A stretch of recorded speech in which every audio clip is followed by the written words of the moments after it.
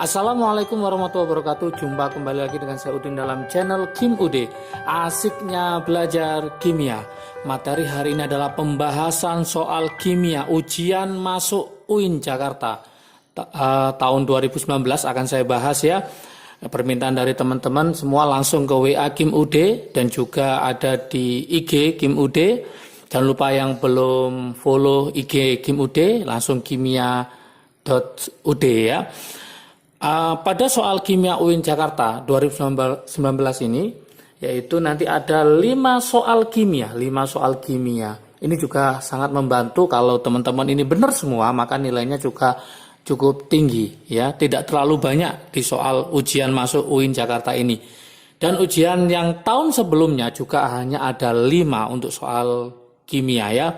Soal kimia. Soalnya sangat sulit kita tebak. Kenapa? Karena bab kimia itu sangat banyak. Kalau kita lihat di tahun 2019 ini ternyata ada soal stoikiometri ya, semuanya hitungan, dan satunya adalah kesetimbangan sama sel elektrokimia. Maka teman-teman silakan pelajari di channel Kim Ude tentang stoikiometri, kemudian tentang kesetimbangan kimia, dan satunya adalah sel elektrokimia, yaitu sel elektrolisis. Oke, untuk ujian masuk UIN Jakarta tahun 2021 ini akan dilaksanakan pada tanggal 26 Juli. Masih ada kesempatan untuk adik-adik untuk mempelajarinya. Silakan langsung pahami konsepnya dan ikuti nanti sampai akhir supaya nanti bisa menemukan ternyata soal UIN Jakarta tidak sesulit yang dibayangkan ya. Oke, tanpa berlama-lama, sebelum saya bahas, seperti biasa, like, subscribe, dan komentarnya. Juga lonceng ditekan supaya tidak ketinggalan video terbaru dari Kim Ude. Kita mulai soal nomor 1, ya. Soal nomor 1. Soal nomor 1 ini, ada suatu cerita, ya. Ada suatu cerita soal nomor 1, yaitu pembentukan hujan, ya. Dalam kehidupan sehari-hari. Oke. Pembentukan hujan, katanya soalnya ya, pembentukan hujan di awan,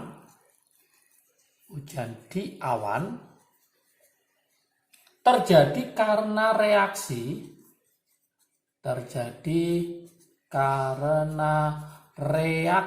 reaksi apa? Yaitu reaksi gas hidrogen dan gas oksigen. Di mana hidrogennya itu ternyata adalah 20% dan dan oksigennya adalah 15%. Pertanyaannya adalah berapakah sisa gas hidrogen dan gas oksigen? Nah, pertanyaannya seperti itu. Berapa sisa gas hidrogen dan oksigennya? Ini berapa? Nanti soal lebih lengkapnya silahkan lihat di deskripsi di bawahnya. Nanti linknya saya kasihkan ya. Oke, jadi soalnya seperti ini, adik-adik semua. Pembentukan hujan di awan terjadi karena reaksi gas hidrogen dan gas oksigen, di mana hidrogennya adalah 20% dan oksigennya adalah 15%. Pertanyaannya, berapa sisa gas hidrogen dan oksigen? Nah, ini bisa kita jawab ya, kita tulis reaksinya dulu aja, yaitu H2 ditambah O2 jadi apa? Jelas jadi H2O. Kemudian kita setarakan, O-nya ada 2, saya kalikan 2, berarti ini ada 2. Ya. Kemudian karena yang diminta sisa, maka kita pakai rumus itu, yang mula-mula reaksi sisa. Seperti ini. Oke, lanjut sekarang. Di sini kan 20%, ada 20% sama 15%. Kalau saya buat desimal, berarti 20% itu adalah 20 dibagi 100, berarti nanti sama dengan 0,2. Ini 0,2. Kemudian kalau 15%, kalau saya bagi 100, berarti nanti ketemu 0,15. Masih ingatkah adik-adik semua pada stoikiometri, kalau ada 2 yang diketahui, Maka langkah pertama cari yang namanya PP. Masih ingat ya PP? PP itu apa? Reaksi pembatas. Gimana cara mencari PP? Yaitu apa? Masih ingat? Yaitu bisa mol dibagi koefisien. Mol dibagi koefisien. Cari yang paling kecil. Ya. Cari yang paling kecil.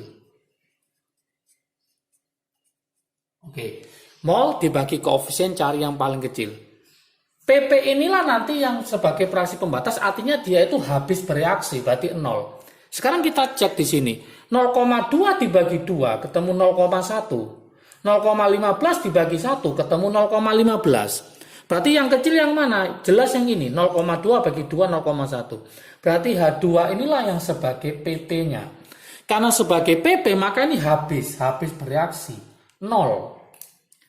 Supaya 0 berarti sini berapa? Ini adalah 0,2. 0,2. 0,2 untuk 2. Kalau 1 berarti ini 0,1.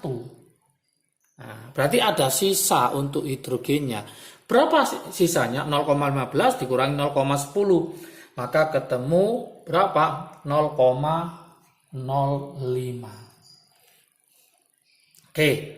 Dari sini maka dapat kita simpulkan bahwa sisa dari hidrogen itu sama dengan 0%, sisa dari oksigen, kalau kita kembalikan ke dalam persen berarti kalikan 100%, maka hasilnya adalah 5%. Maka jawabannya adalah yang B.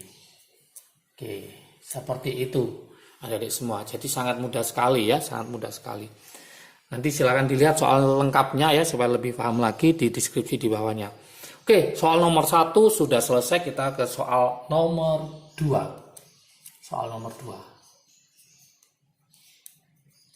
Soal nomor 2 di situ sama, ya, intinya sama dengan soal nomor 1 ya. Yaitu apa? Yaitu pembuatan amonia. Ada soal yaitu pembuatan amonia. Pembuatan amonia. Amonia itu NH3 ya. Prosesnya terkenal yaitu namanya proses Haber-Bosch ya. Proses Haber-Bosch. Nah, seperti ini. Ternyata digunakan berapa? 7.000 liter gas H2 dan 4.000 liter gas nitrogen N2. Yang diminta adalah kondisi akhirnya berapa? Kondisi akhir atau sisa. Sama caranya seperti nomor 1. Berarti langkah pertama teman-teman harus mereaksikan ya. Teman-teman harus mereaksikan yaitu apa? N2 ditambah H2 menjadi NH3. Kemudian disetarakan ya. N-nya ada 2, maka ini saya kalikan 2. Hanya jadi 6, berarti saya kalikan 3. Sama dengan soal nomor 1, karena ada yang diminta kondisi akhir, berarti ada mula-mula, ada yang bereaksi, ada akhir atau sisa. Maka kita pakai mula-mula, reaksi sisa. Nah, seperti ini. Mula-mulanya berapa? Nah, karena ini dalam bentuk gas, maka perbandingan volume menunjukkan perbandingan koefisien. Nitrogennya berapa? Nitrogennya adalah 4.000. Hidrogennya berapa? 7.000.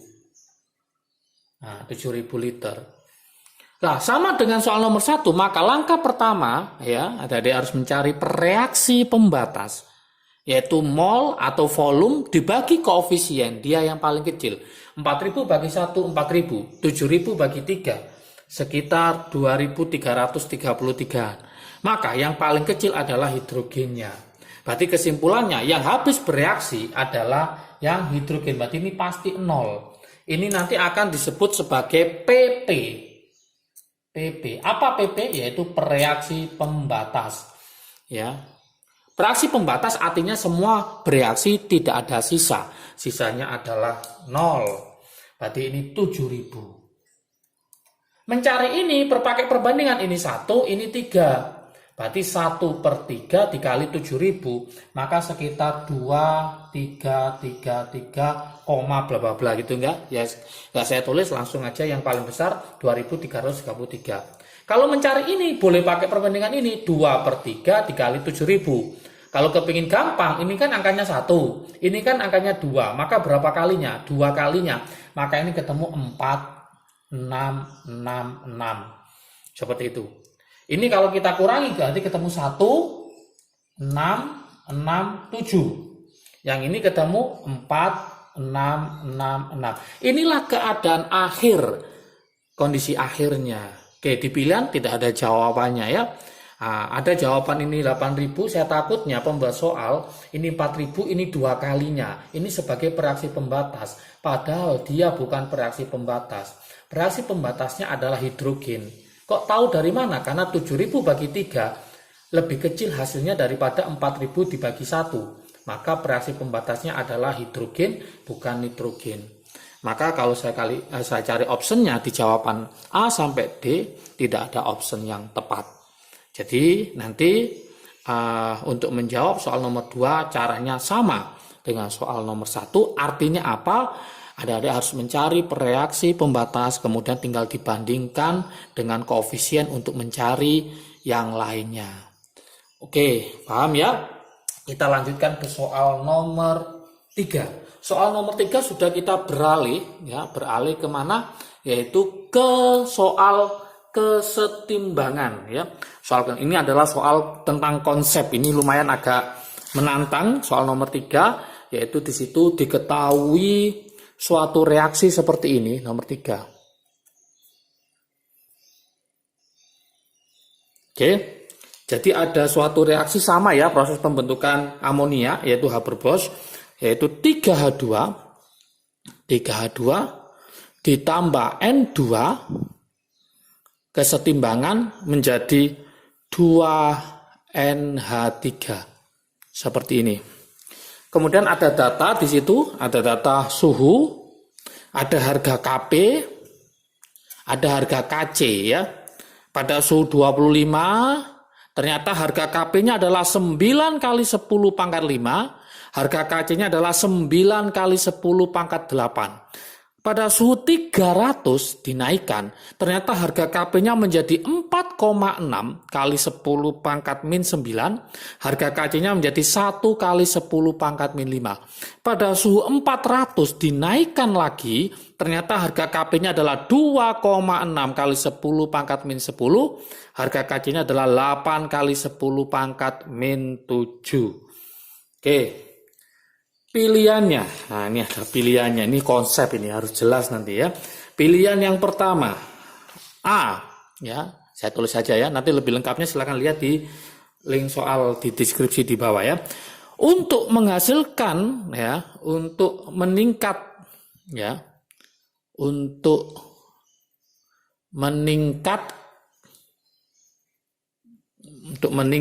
hasil NH3, hasil amonia ya, hasil amonia NH3, maka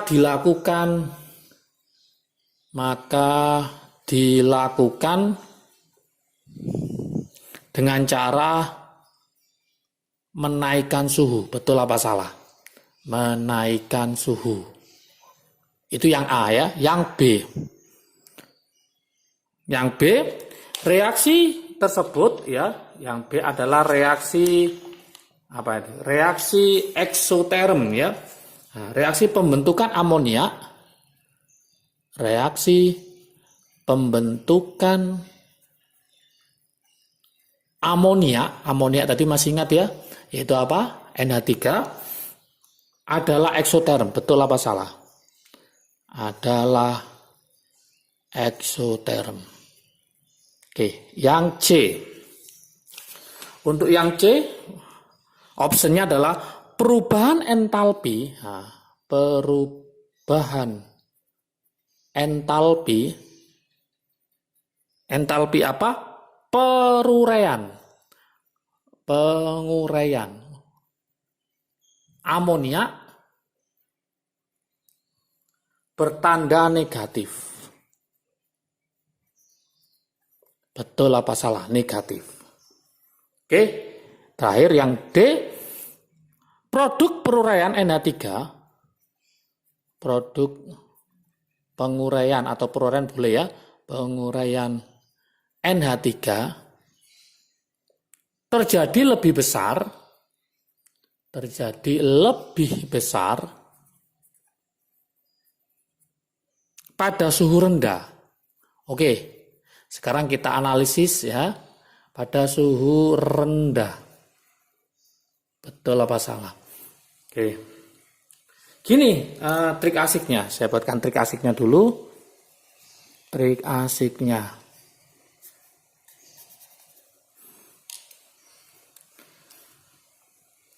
Trik asiknya seperti ini ya, dari semua. Harga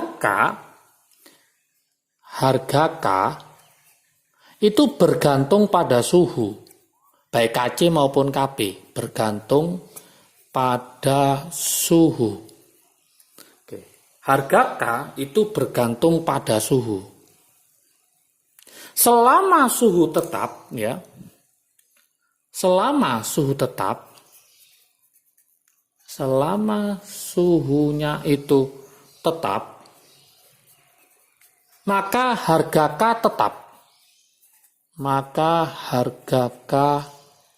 tetap. Itu yang pertama.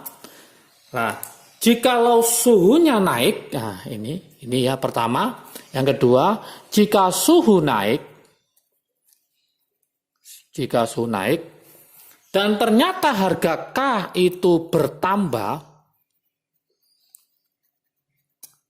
maka reaksinya adalah reaksi endoterm. Ini konsepnya harus jelas. Tapi kalau suhu naik, ternyata harga K-nya itu berkurang, maka reaksinya adalah reaksi eksoterm. Udah dari ini aja sudah kelihatan jawabannya. Kita coba, ini suhunya 25, harga K-nya seperti ini,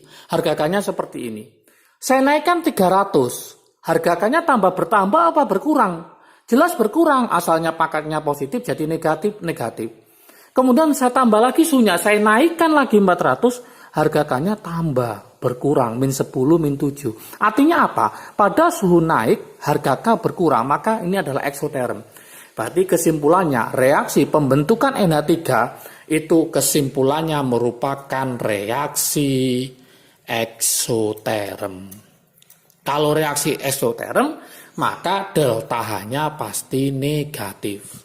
Kita coba. Untuk meningkatkan hasil NH3, berarti bergeser kemana? Bergeser ke kanan, maka dilakukan dengan cara menaikkan suhu. Kalau suhu dinaikkan, masih ingat, dia akan bergeser ke endoterm. Padahal reaksinya ini adalah reaksi apa? Eksoterm, maka ini salah. Ya, masih ingat ya, kalau suhu dinaikkan akan bergeser ke endoterm.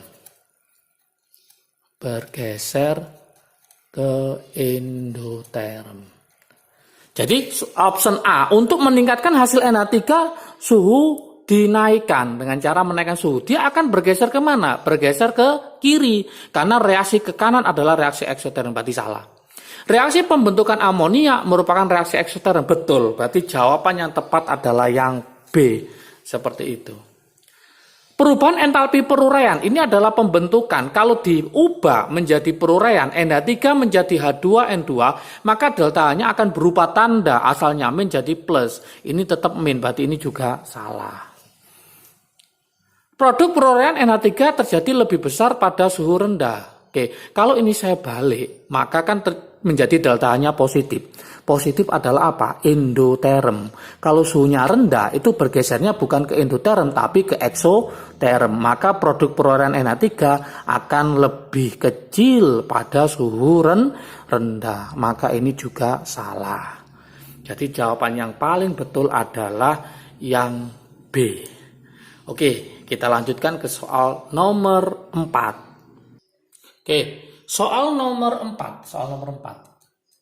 Soal nomor 4 ini berupa kesetimbangan, pergeseran kesetimbangan, tapi berupa gambar. Ini harus teliti ya, mengamatinya ya.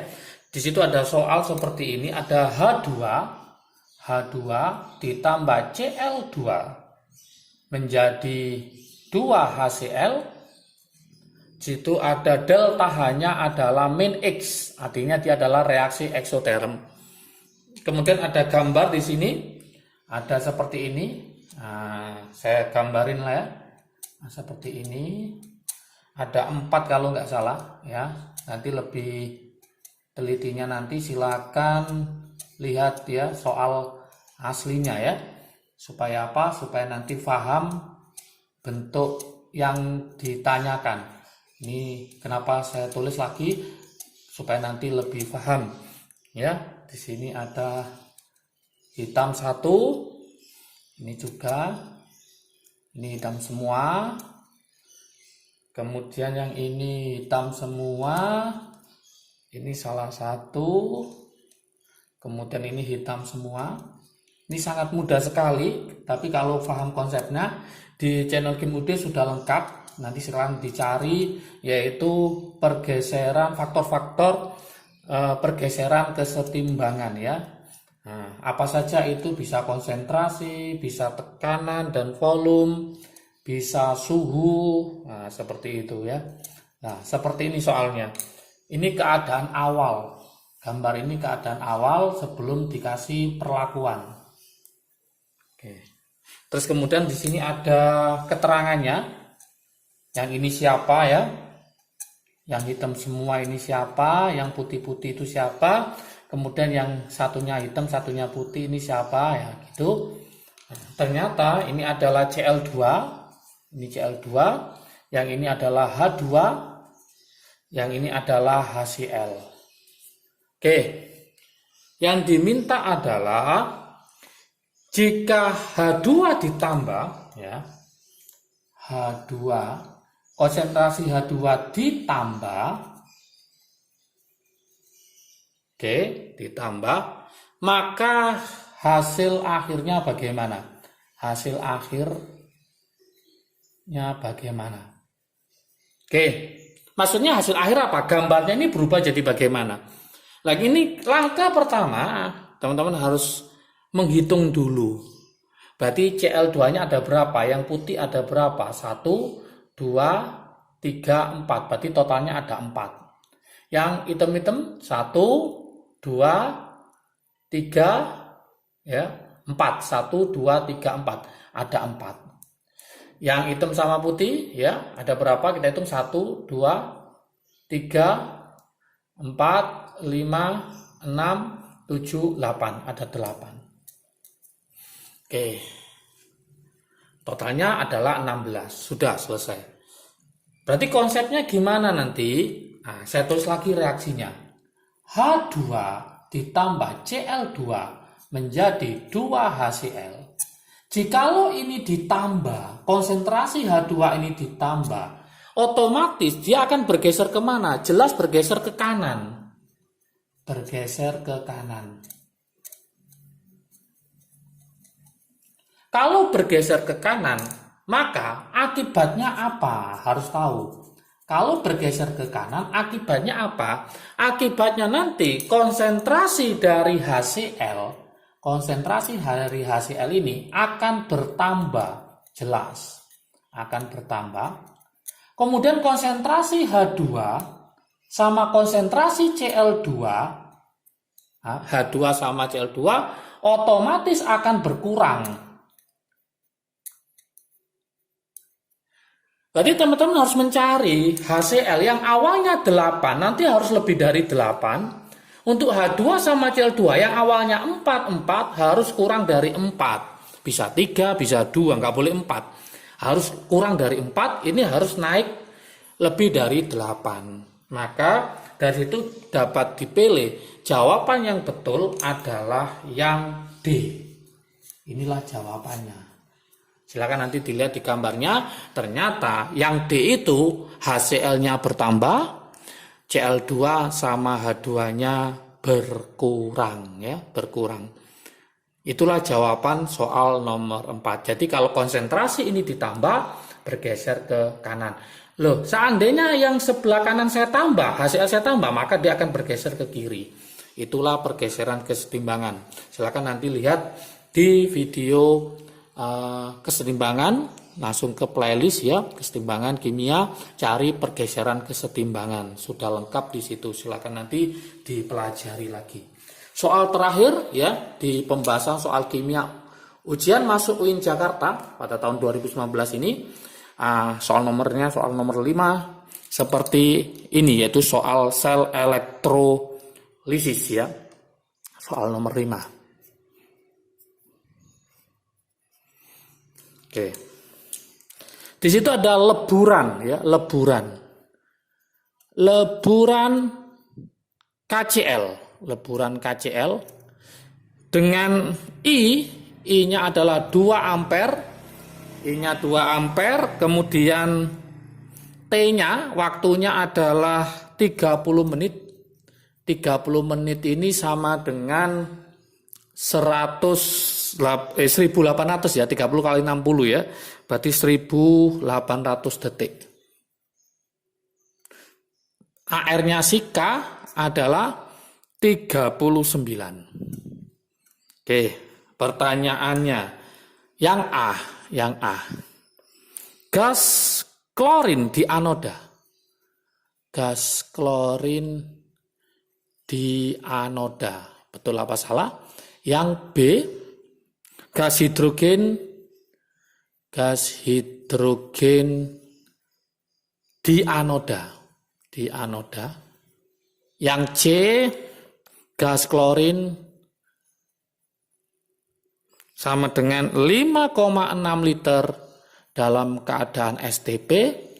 Yang D, endapan kalium K ya, endapan kalium sebesar 0,145 gram. Oke, kita coba untuk mengerjakan langkah pertama. Tulis dulu reaksinya, reaksi leburan KCl baik di katoda maupun di anoda. Oke, nanti pelajari reaksi sel elektrolisis ya, sudah lengkap sama perhitungannya. Hukum Faraday 1, hukum Faraday 2 juga sudah ada di channel Kim UD. Untuk katodanya, karena dia adalah leburan, gak ada airnya, maka yang masuk adalah K.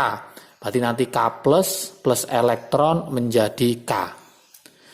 Kemudian anodanya adalah Cl, yaitu Cl- menjadi Cl2. Ini dikalikan 2 plus 2 elektron. Oke, berarti kesimpulannya gas hidrogen di anoda tidak ada gas hidrogen, berarti salah. Gas klorin di anoda, ini ada gas klorin di anoda, berarti betul. Maka jawabannya adalah yang A, betul. Oke, apakah betul gas klorinnya 5,6 liter? Yuk kita coba. Kita pakai trik asiknya ya. Trik asiknya hukum Faraday 1. Oke, silakan pelajari nanti. Channel Kim UD sudah ada perhitungan sel elektrolisis hukum Faraday 1. Trik asiknya seperti ini, yaitu mol kali valensi sama dengan Faraday. Karena Faraday-nya itu pakai ampere, berarti I kali T per 96500. Mencari mol, karena ini volume dalam keadaan STP, berarti volume STP dibagi 22,4 dikali valensi. Ingat, karena yang diminta Cl2, berarti valensinya adalah 2. Oke, volume STP dicari per 22,4. I-nya adalah 2 ampere, T-nya adalah 1800 dibagi 96500. Oke, nanti hasilnya volume STP, silakan nanti dihitung, ini bisa coret dan seterusnya. Hasilnya ternyata adalah 0,4178 liter. Berarti ini adalah salah. Oke, seperti itu. Kemudian ingin tahu untuk yang ini betul apa salah, sama kita buat trik asiknya, sama juga trik asiknya pakai hukum Faraday 1, yaitu apa? Yaitu mol sama kali valensi sama dengan Faraday. Oke, karena yang diminta massa berarti ini gram dibagi AR dikali valensi, ini berarti IT per 96500. Yang diminta adalah K.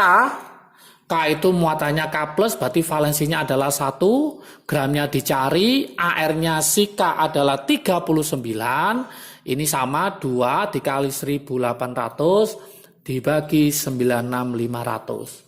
Nanti gramnya ketemu 1,45 gram.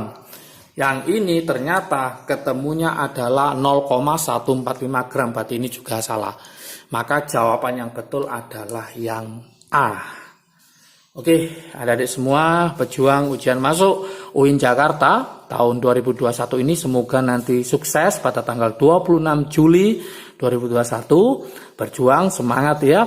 Silakan dipelajari berulang-ulang mulai 1 sampai 5. Kalau kurang paham lagi silakan langsung ke channel Kim UD tentang sel elektrolisis, baik perhitungannya maupun reaksinya, kemudian kesetimbangan, pergeseran, dan stokiometri.